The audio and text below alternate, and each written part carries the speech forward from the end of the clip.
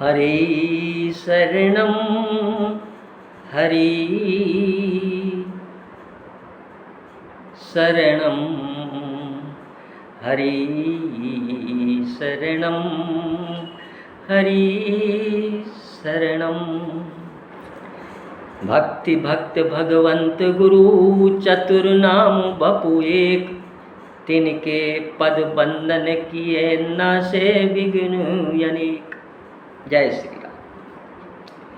श्री रामचंद्र चरणों मनसा स्मरामि, श्री रामचंद्र चरणों वचसा गृणामि, श्री रामचंद्र चरणों शिरसा नमामि, श्री रामचंद्र चरणों शरणं प्रपद्ये। माता रामो मत्पिता रामचंद्र, स्वामी रामो मत्सखा रामचंद्र, सर्वस्वं मे रामचंद्रो दयालुर्नान्यं जाने नेव जाने न जाने। श्री गुरु चरण सरोज रजे निज मुन मुकुर सुधार, बरनो रघुबर विमल यसे जो दायक फल चार।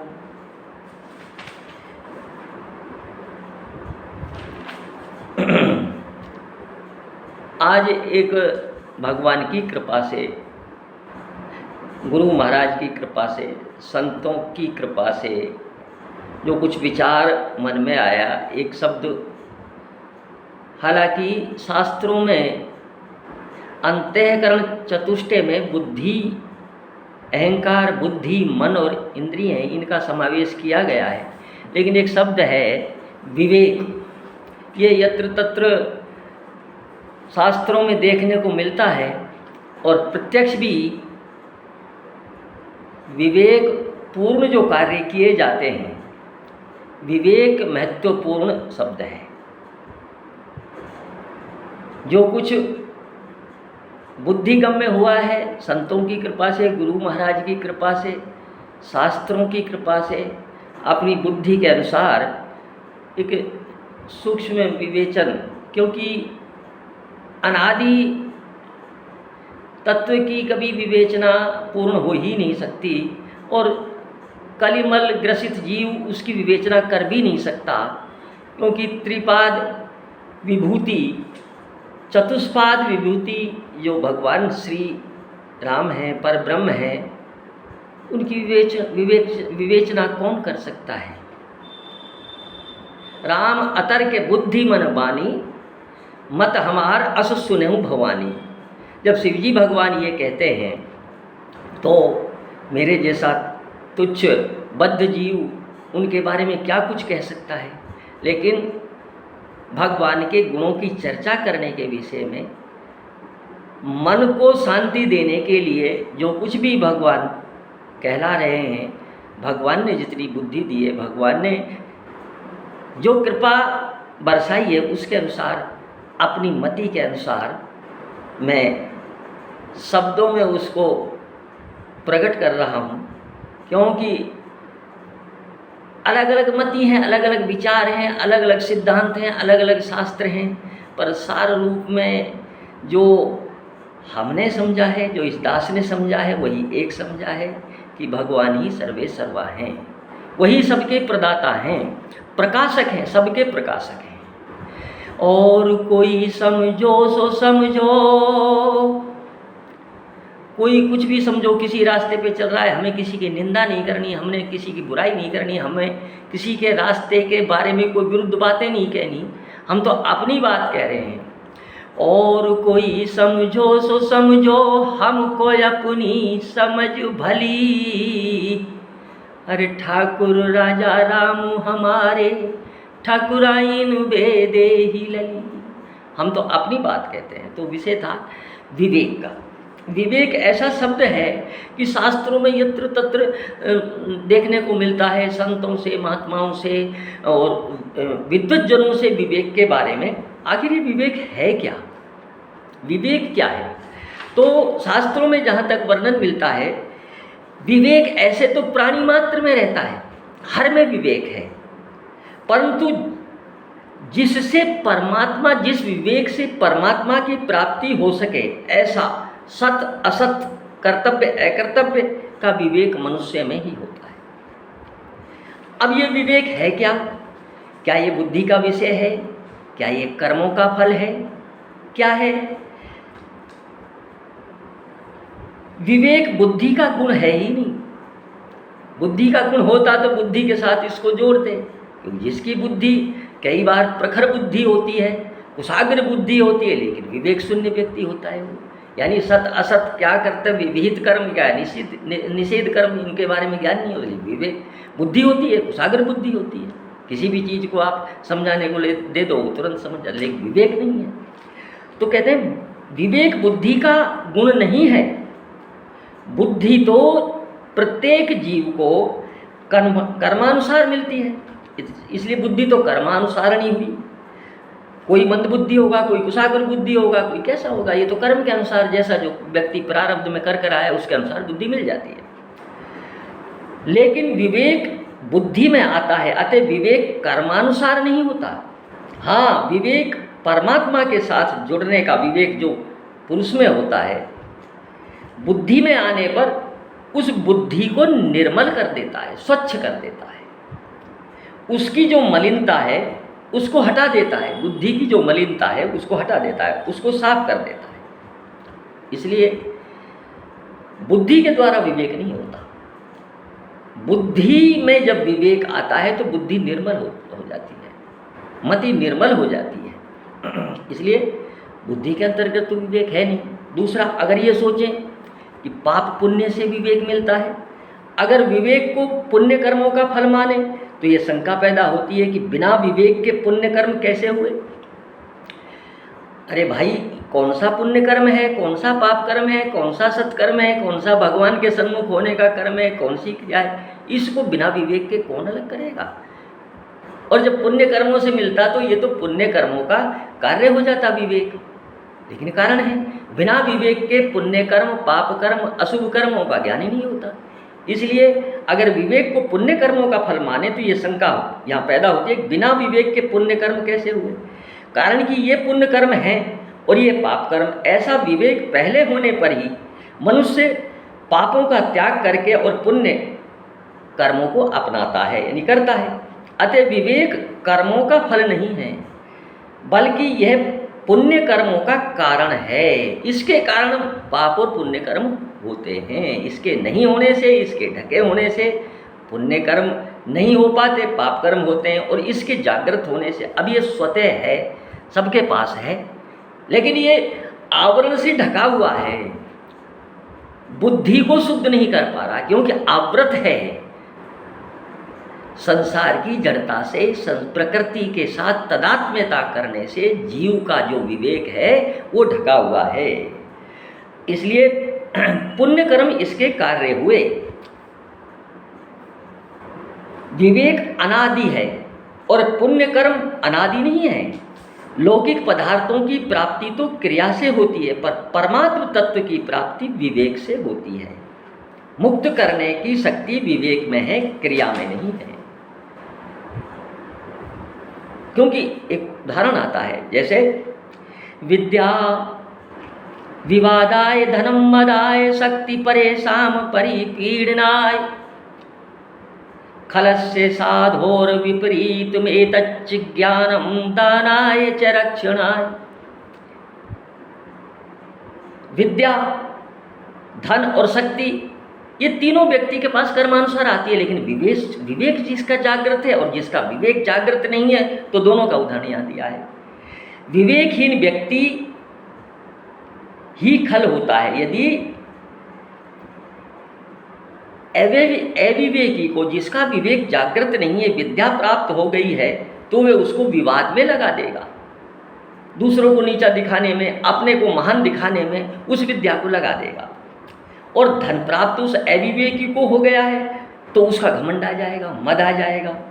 तथा शक्ति यदि अविवेकी के पास है तो दूसरे को पीड़ा पहुंचाएगा, दूसरे को हानि पहुंचाएगा। और विवेकशील व्यक्ति, जिसका विवेक जागृत हो गया है, उसके पास यदि ये तीनों चीज़ें आ जाती हैं तो वह अपनी साधुता से, अपने विवेक से, विद्या के ज्ञान से कल्याण करेगा, जीवों का कल्याण करेगा, ज्ञान की प्राप्ति करेगा और धन से दान करेगा, यानी धन को दान में व्यय करेगा और शक्ति का प्रयोग औरों की रक्षा के लिए, औरों की सेवा के लिए लगाएगा। ये विवेक जो है ये एक अद्भुत चीज है और बिना विवेक के ही, विवेक के नहीं रहने से ही, विवेक के आवृत हो जाने से रहता तो है लेकिन ढका हुआ रहता है। जीव विविध प्रकार के दुख भोगता रहता है, जैसे परिणाम दुख, ताप दुख, संस्कार दुख, गुणवृत्ति विरोध दुख। ये 4 प्रकार के जो दुखों का वर्णन शास्त्रों में आता है। परिणाम दुख संपूर्ण विषय भोग आरंभ में सुख प्राप्ति जैसे लगते हैं, लेकिन उनका परिणाम दुखकर होता है, क्योंकि भोगों के परिणाम में अपनी शक्ति का ह्रास होता है। उनको प्राप्त करने में अपनी शक्ति का व्यय होता है, समय का व्यय होता है और भोग्य पदार्थ का नाश होता है, वो टिकते नहीं है, नाश हो जाता है। तो इसलिए परिणाम दुख, बिना विवेक के जो कर्म व्यक्ति करेगा उसको परिणाम दुख प्राप्त होगा। दूसरा ताप दुख, यानी दूसरे व्यक्तियों के पास अपने से अधिक भोग, धन, ऐश्वर्य देखेगा तो उसको जलन होगी, इच्छानुसार भोग नहीं कर पाएगा, अपना शरीर जीर्ण है, भोग प्राप्त हैं तो जलन होगी, और भोगों की आसक्ति तो है पर उनका भोग नहीं कर पा रहा है, और भोगने में असमर्थता है, रोग हो गया कोई, और प्राप्त भोगों का बिछुड़ जाने का डर रहेगा कि ये भोग जो मुझे ऐश्वर्य संपन्न सुख सुविधा जो मिली हुई है ये छिन नहीं जाए, तो ये परिणाम दुख होता है, ताप दुख होता है। और तीसरा है संस्कार दुख, किसी कारणवश भोग मिल जाए और इस भाई भोग तो स्थायी तो रहते नहीं है, भोग तो आएंगे चले जाएंगे, ये तो नश्वर हैं। अब भोग आ जाए और भोग का वियोग हो जाए, नहीं भोग छूट जाए, वो ऐश्वर्यता खत्म हो जाए, तो उसके जाने से मनुष्य उन भोगों को याद कर बड़ा दुखी होता है। उसको संस्कार दुख कहते हैं, क्योंकि संस्कार उस भोग के रह गए, अब चूंकि भोग तो रहा नहीं, संस्कार बचे हुए हैं, अब उनको याद कर करके दुखी होते जाओ आप। दूसरा है गुणवृत्ति दुख, ये भी अविवेक के कारण होता है। भोगों में रुचि होने के कारण मन उस भोगों को भोगना चाहता है, परंतु विवेक के कारण बुद्धि उन्हें भोगने से रोकती है। जिस बुद्धि में सद्विवेक आ गया, आप कहीं सत्संग में बैठे हैं, आपको निद्रा सता रही, अब इंद्रियां और मन निद्रा की तरफ खींच रहा है, और बुद्धि में चूंकि विवेक है, सद्विवेक है कि नहीं सत्संग को नहीं छोड़ना है, तो आपस में खींचातानी होगी, दुख होगा कि नहीं। तो ये गुण वृत्ति दोष जो है ये आ जाता है। तो अविवेकी पुरुष को ये 4 प्रकार के जो दुख हैं ये सताते रहते हैं। परिणाम दुख, ताप दुख, संस्कार दुख और गुण वृत्ति विरोध दुख, ये 4 दुख सताते रहते हैं। अब विवेक कैसे प्राप्त होता है, कहाँ से प्राप्त होता है? शास्त्रों में देखने से, संतों से सुनने से कोई चेतन तत्व तो ये है नहीं, है तो जड़ तत्व ही विवेक। अब ये प्रदत्त किसके द्वारा होता है? अब रामचरितमानस में एक चौपाई आती है, इसमें विवेक में ये खूबी है कि जड़ तत्व सत असत का ज्ञान करा देता है। सत असत का, ये सत्य है, ये असत है, असत संसार है। सद विवेकी पुरुष को ये ज्ञान हो जाता है कि ये असत है, ये नश्वर है, और सत्य जो हमेशा रहने वाला है ये सत्य है। सद विवेक से ये मनुष्य को ज्ञान हो जाता है। अब विवेक कहाँ से आता है?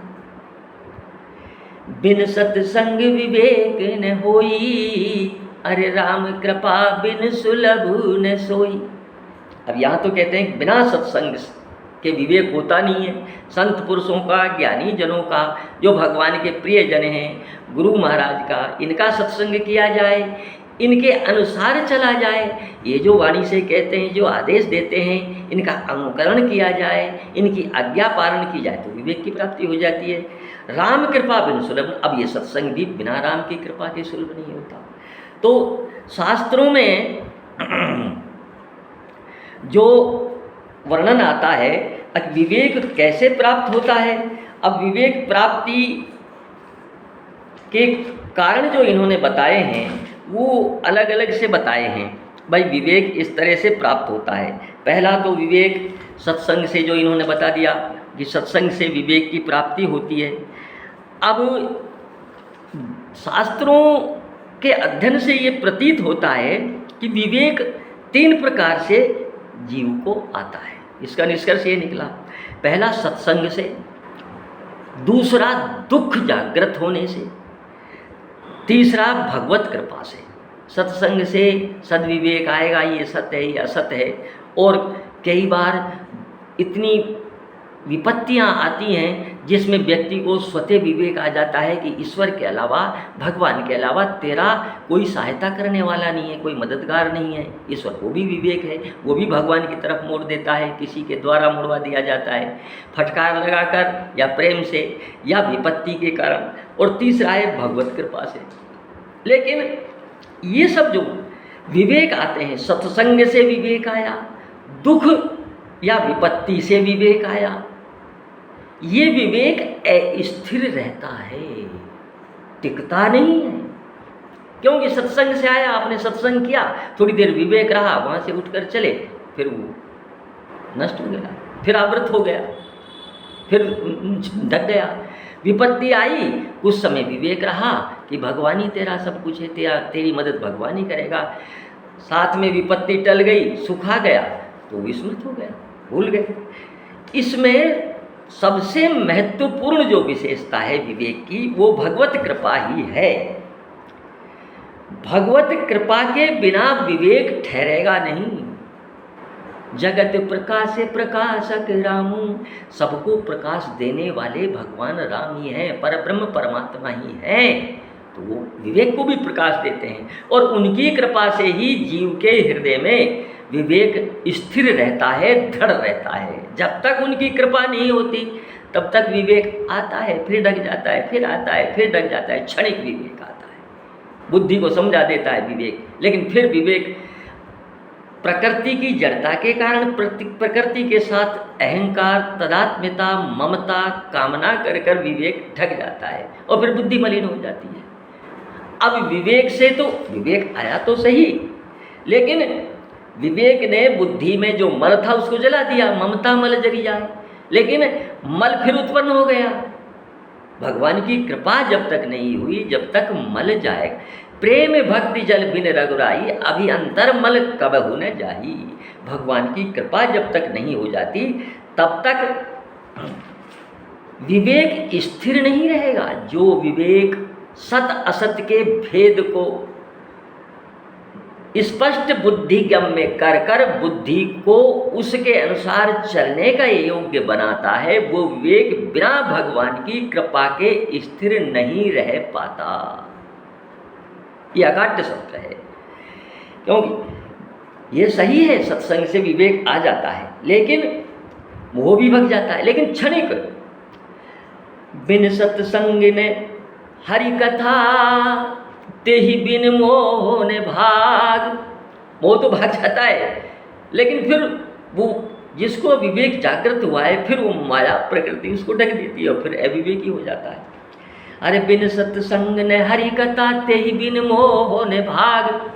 मोह गए बिन राम पद, हो ये न दृढ़ अनुराग।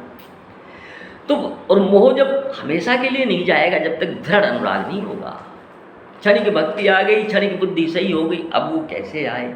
वो बिना भगवान की कृपा के नहीं आ सकता। बिना भगवान की, अब भगवान की कृपा कैसे हो?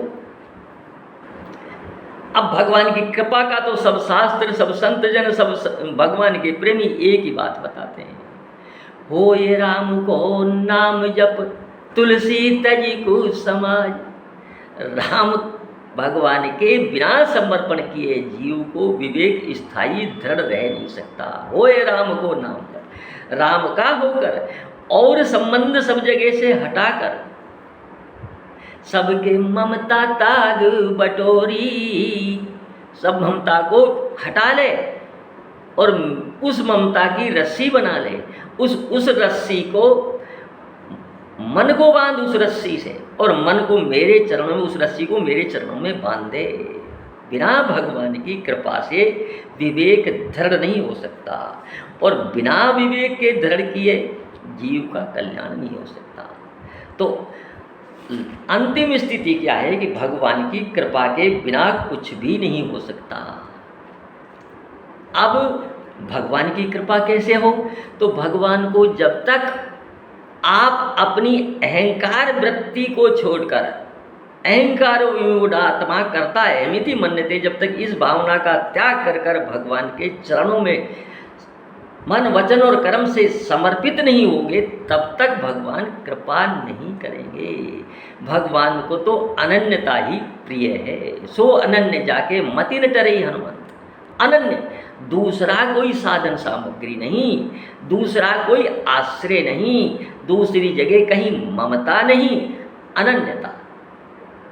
अनन्यता अनन्याश्चिन्तयन्तो ये जना मां पर्युपासते तेषां नित्य अभियुक्तान, तेषां उन जीवों की योगक्षेम की रक्षा मैं करता हूँ। अनन्याश्चिन्तयन्तो ये जना मां पर्युपासते तेषां नित्य अभियुक्तानां योगक्षेम वयाम्यहम्। उनके योगक्षेम का वह जब वो करते। अब अनंता चाहिए। हो ये राम को नाम जप तुलसी तज कुसमाज। ये जो समाज है, प्रकृति है, धन है, ऐश्वर्य है, ये कुसमाज है, ये तेरे साथ नहीं रहने वाला है। ये तेरी अवनति करेगा, उन्नति नहीं करेगा। ये इसने तेरे को भगवान से विमुख करा दिया। भगवान से जीव विमुख हो गया। भगवान तो जीव से विमुख होते नहीं है, लेकिन इन्होंने भगवान से विमुख जीव को करा दिया। गीता में इतना उपदेश भगवान ने किया अर्जुन को, विराट स्वरूप भी दिखा दिया, सारे सांख्य दर्शन योग सारे सबका वर्णन, ज्ञान भक्ति सबका योग कर दिया, लेकिन अर्जुन के दिमाग में नहीं बैठा कि मुझे क्या करना है। भगवान की कृपा थी, भगवान के मित्र थे। अब भगवान ने अंतिम 18वें अध्याय में सब भगवान ने सब कुछ समझा दिया, लेकिन नहीं समझ बैठा। प्रश्नोत्तर, प्रश्न पे प्रश्न, शंका पे शंका, शंका पे शंका आती रही, दिमाग में नहीं बैठा। तो भगवान ने सोचा, देख इतना खोपड़ा पचाया, इतना दिमाग मैंने पचाया, लेकिन तेरी समझ में नहीं बैठा। अब तेरे को सबसे अंतिम गुह्य से गुह्य जो भेद है, जो मेरा उद्देश्य वो बता रहा हूँ, इसको समझ, और कुछ सब भूल जाता। तो गीता के 62वें अध्याय में कहते हैं, तमेव शरणं गच्छ सर्वभावेन भारत तत्प्रसादात् परां शांतिं स्थानं प्राप्यसि शाश्वतम्। हे अर्जुन, सर्वभाव से उस ईश्वर की शरण में हो जा, चला जा सर्वभाव से, मनसा वाचा कर्मणा। मन क्रम वचन छाड़ चतुराई, भजत कृपा करियई रघुराई। वो तो बड़े दयालु है, लेकिन तेरी दुर्बुद्धि क्या है? मन वचन कर्म से तू चतुरता करता है। इफ और बट, क्यों, कैसे, कब, कहाँ, क्या, ये चतुराई छोड़ दे तू। तो इसलिए कहते तमेव शरणम गच्छ सर्वभावेन भारते। सब भावों को छोड़कर, सब भावों का मतलब सर्वभाव से शरण में जाने का तात्पर्य हुआ कि मन से उसी परमात्मा का चिंतन कर, शारीरिक क्रियाओं से उसका पूजन कर, उसी का प्रेम पूर्वक भजन कर, और उसके प्रत्येक विधान में परम प्रसन्नता मान। ये विधान चाहे शरीर इंद्रिय मन आदि के अनुकूल हो और चाहे प्रतिकूल हो, उसे भगवान का ही किया हुआ मानकर खूब प्रसन्न हो। भगवान की मेरे ऊपर कितनी कृपा है, मेरे बिना पूछे ही मेरे मन बुद्धि आदि के विपरीत जानते हुए भी केवल मेरे हित की भावना से मेरा परम कल्याण करने के लिए भगवान ने ऐसा विधान किया है। ये सर्वभाव है, सब भावों को छोड़कर कोई भी भाव नहीं आए, अनुकूल परिस्थिति आए प्रतिकूल परिस्थिति आए, तो मैं वो शरणम गच्छ, उसी की शरण में चला जा, उस परम पिता परमात्मा की। अब उसमें फिर तेरे को क्या होगा कि हे अर्जुन, सर्वभाव से उस ईश्वर की ही शरण में चला जा, उसकी कृपा से। कृपा कृपा विशेष है, कृपा ही विशेष है। जा पर कृपा राम की होई, ता पर कृपा करई सब कोई। चिंता ही मत करे किसी की, उसकी कृपा से परम शांति को, अविनाशी परम पद को प्राप्त हो जाएगा। ये जो तेरे दिमाग में खटपट चल रही है ना, उनकी कृपा से, उनकी शरण में उनका होकर, सर्वभाव को छोड़कर उनकी शरण में चला जा। ये मेरा सबसे गुह्य जो है ये मत है। सर्वगुह्यतमं भूय शृणु में परमं वच। कह रहे हैं कि सबसे जो गुह्य से गुह्य जो है वो ये मेरा वचन है, इसके आगे मैं कुछ नहीं कहूँगा। सर्वभाव से सब कुछ मुझे ही मान। आगे के श्लोक में फिर कहते हैं, मन मना भव मद भक्तो मद्याजी माम नमस्कुरु, मामे वेश्यसी सत्यम ते प्रतिजाने प्रियो वसीम। मेरा भक्त हो जा, मुझ में मन वाला हो जा, मेरा पूजन करने वाला हो जा और मुझको ही नमस्कार कर। ऐसा करने से तू मुझे ही प्राप्त हो जाएगा। यह मैं तेरे सामने सत्य प्रतिज्ञा करके कहता हूँ, क्योंकि तू मेरा अत्यंत प्रिय है।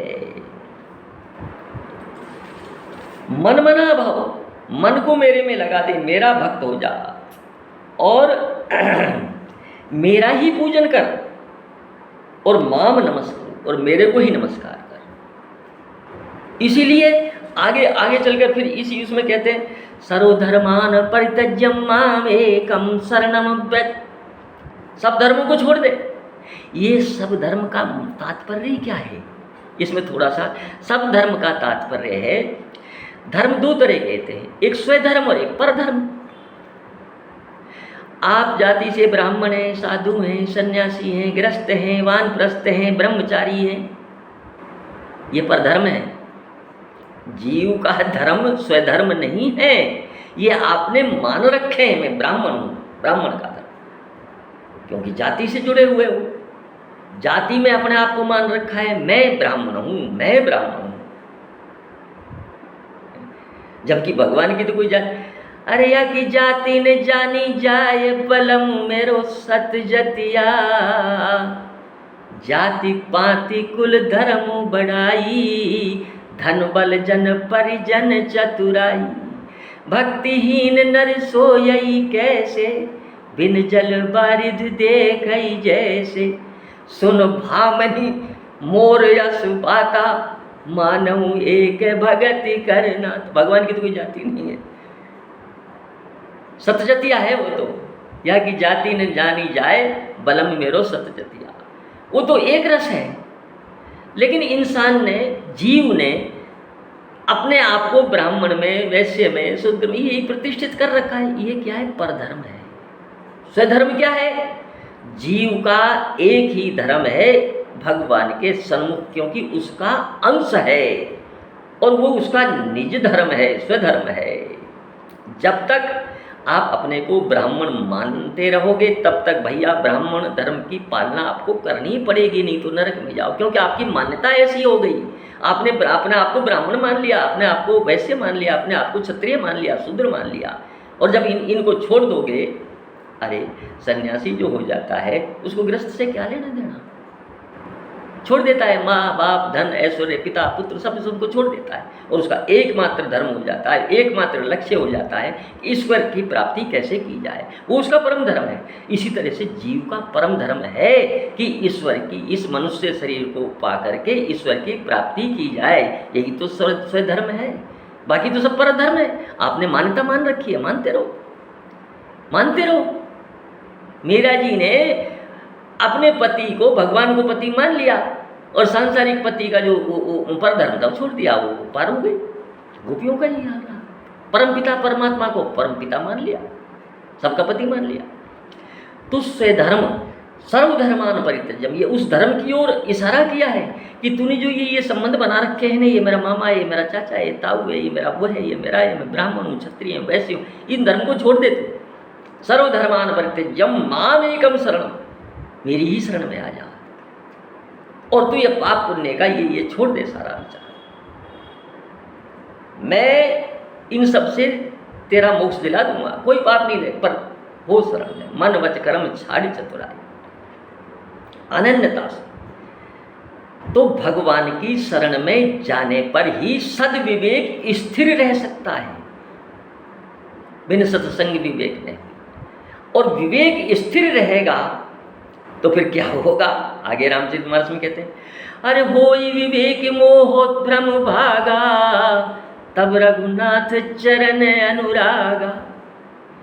जब विवेक हो गया और मोह भाग गया, तम नष्ट हो गया, अंधकार नष्ट हो गया, कचरा साफ हो गया, तब भगवान के चरणों में अनुराग होगा। तो विवेक है तो बहुत काम की वस्तु, क्योंकि सद्विवेक, विवेक से ही सत असत का ज्ञान होता है। लेकिन ये विवेक जब प्रकाशक भगवान है, सब चीज़ों के प्रकाशक भगवान हैं, तो इस विवेक के प्रकाशक भी भगवान हैं। तो इसलिए बिना भगवान की कृपा से विवेक स्थिर नहीं रहता, दृढ़ नहीं रहता। और भगवान की कृपा भगवान में विश्वास करने से, भगवान की भक्ति करने से होती है। बिन विश्वास भक्ति नहीं, ते ही बिन द्रवहीन राम, राम कृपा बिन सपन जीव न ले विश्राम। जब तक कृपा भगवान की नहीं होगी तब तक विवेक दृढ़ नहीं रहेगा। विवेक आता है फिर टक जाता है, आता है, और ये विवेक रहता सब में है, क्योंकि आगे चलकर फिर अर्जुन ही कहेगा। इस वाक्य को सुनकर भगवान की शरण में सब भावों को त्याग कर जब अर्जुन चला गया, और अर्जुन को जब ये प्रतीत हुआ कि मैं भगवान की शरण में चला गया, सब तरह से आत्म समर्पण प्रपत्ति भगवान के चरणों में अनन्य शरणागति जब अर्जुन जी की हो गई, तब अंत में भगवान से एक ही वचन उन्होंने कहा। क्या कहा? कि अब भगवान आप जैसा कहोगे ऐसा ही मैं करूँगा। क्यों? क्योंकि नष्टो मोह स्मृतिर्लब्ध्वा लब्धा तत्प्रसादान्मायुच्युते स्थितो अस्मि गत संदेह करिष्ये वचनम। तब विवेक दृढ़ हो गया। भगवान की शरण में जाने से अर्जुन का विवेक दृढ़ हो गया। तो क्या कहते हैं? हे अच्युत, अच्युत शब्द भी बड़ा काम का है। भगवान कभी जीव से च्युत होते ही नहीं है, कभी नहीं होते। ममैवांशो जीव लोके, मेरा ही तो अंश है, मैं कैसे उसको छोड़ दूंगा। मम माया संभव संसारा, जीव चराचर चार प्रकारा, सब मम प्रिय सब मम उपजाए। भगवान तो अच्युत हैं जीव के साथ, लेकिन जीव जो है वो च्युत हो गया, वो भगवान से विमुख हो गया माया के चक्कर से, इधर प्रकृति के चक्कर से। इसके साथ तदात्म्यता करके अहम को पालकर मैं करता हूँ। इसीलिए जीव भगवान से च्युत हो गया, विमुख हो गया। नष्टो मोह स्मृतिर्लब्धा तत्प्रसादान्माच्युते। हे अच्युत, आपकी कृपा से मोह नष्ट हो गया है। किसकी कृपा से हुआ? भगवान की कृपा से। समझाने से बुद्धि में नहीं बैठा। जब अनन्य शरणागति ली, कुछ इफ और बट लगाया ही नहीं, बुद्धि का प्रयोग ही नहीं किया, बस भगवान ने कहा सर्वधर्मान पर, तू एक काम कर, बुद्धि लगाने की आवश्यकता ही नहीं है। मन वच कर्म छाड़ चतुराई, ये चतुराई छोड़ दे तू, बस एक उद्देश्य, एक लक्ष्य, एक ही चिंतन के मैं प्रभु की शरण में हूँ, मन वचन और कर्म से। तब भगवान की कृपा हुई, तब भगवान की कृपा से विवेक आया, मोह नष्ट हुआ। क्योंकि मोह सकल व्याधिन कर मूला, इसने मोह ने ही तो विवेक को ढक रखा है। इसलिए स्थितो अस्मि गत संदेह करिष्ये वचनम तव। अब मुझे न पाप की चिंता है, न पुण्य की चिंता है, न स्वर्ग की चिंता है, न नरक की चिंता है। सब चिंता उनसे मुक्त हो गया आपकी शरण में आने से। मैं तो तेरा हो गया ये भाव जिस दिन आएगा, तेरे जीवन रथ का काना सारथी बन जाएगा।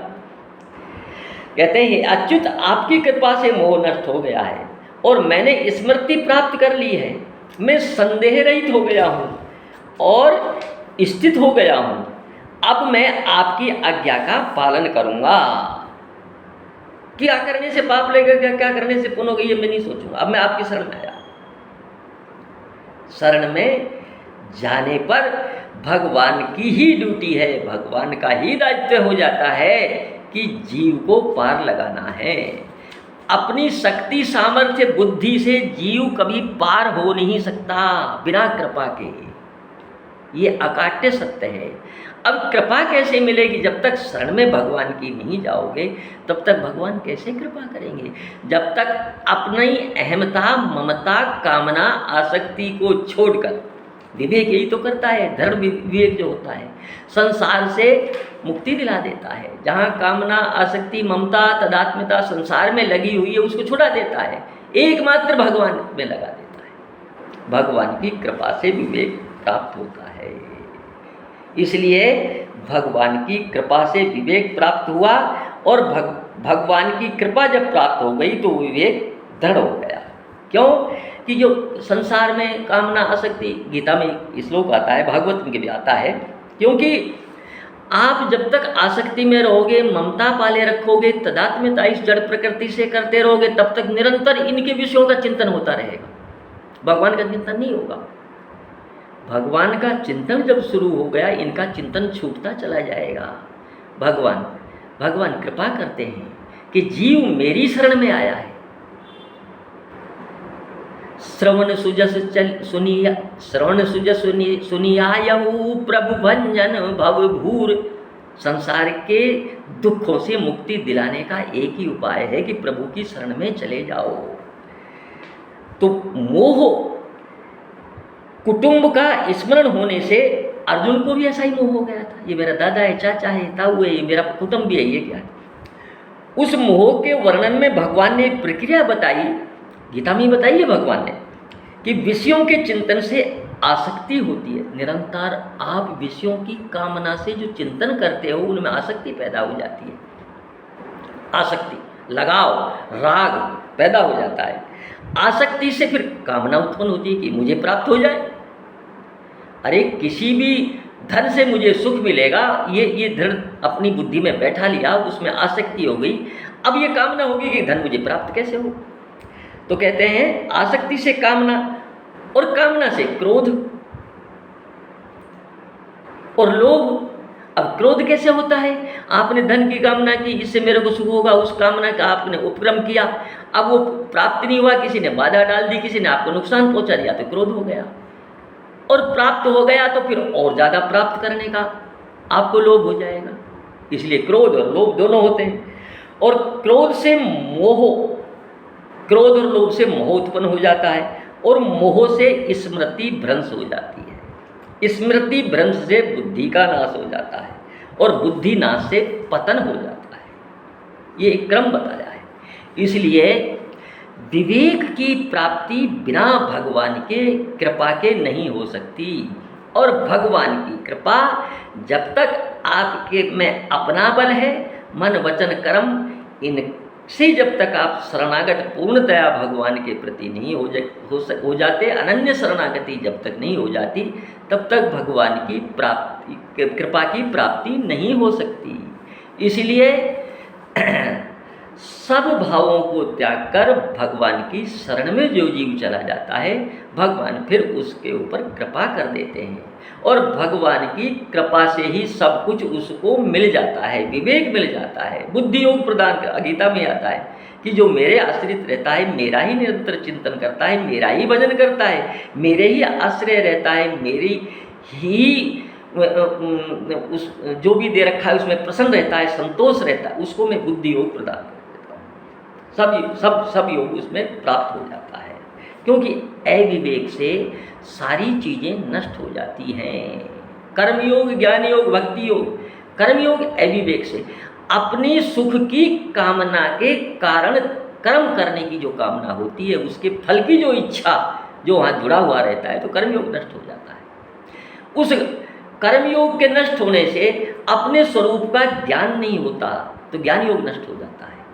अपने स्वरूप का ज्ञान नहीं होता तो ईश्वर के प्रति, ईश्वर के सन्मुख चलने का जीव प्रयत्न नहीं करता, उससे विमुख हो जाता है, संसार में फंस जाता है, तो भक्ति योग नष्ट हो जाता है। ये तीनों मार्ग, ही तीनों जो योग है भगवान से जुड़ने के, कर्म, ज्ञान और भक्ति, भगवान की कृपा से विवेक नहीं हुआ, भगवान की कृपा प्राप्त नहीं हुई, भगवान की शरण में नहीं गए, भगवान के भजन नहीं किया या भगवान को याद नहीं किया, भगवान को मन में चिंतन नहीं किया, भगवान को मन में बैठाया नहीं, इस प्रकृति में उलझे रहे, तो भैया ये तीनों मार्ग बंद हो जाते हैं, कोई भी मार्ग सुलभ नहीं होता। इसलिए विवेक एक अद्भुत अद्वितीय वस्तु है, सबके पास है, लेकिन सत असत का विवेक मनुष्य, इसलिए तो कहा है सब मम प्रिय सब मम उपजाए, सबते अधिक मनुज मोहि भाई।